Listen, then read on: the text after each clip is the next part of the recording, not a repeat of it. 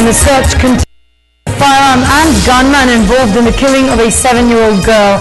This even with the surrender of 4 individuals who admitted firing indiscriminately a gun during the New Year revelry. Alvin Baltazar reports.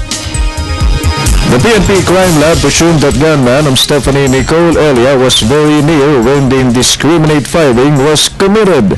This was the result of the physical evidence which authorities have gathered following the autopsy conducted in the remains of Nicole.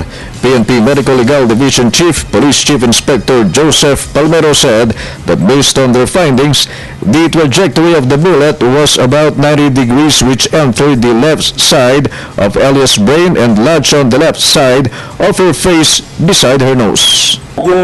Yung butas po is almost round. Bilog na bilog yung butas na. So ibig sabihin almost 90 degrees going down yung trajectory.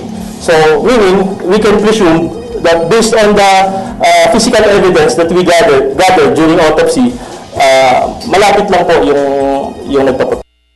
Investigators' next move is to determine the exact position of Nicole prior to the tragic incident, as it would reportedly locate where the bullet came from. Several bullets likewise will be placed under ballistic examination and cross-matching after they were recovered by the authorities from the houses of other residents of Barangay Malaria.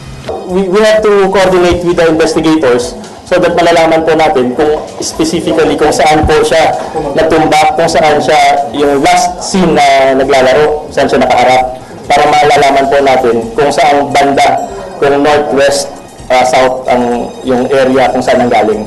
Last night, an Army reservist identified as Juan Agos surrendered to the authorities and admitted that he fired his .45 caliber pistol this past New Year's Eve. But based on the findings of the PNP Crime Lab, the bullet that killed Nicole and the bullet from Agos' gun did not match. For the People's Television, Alvin Baltazar.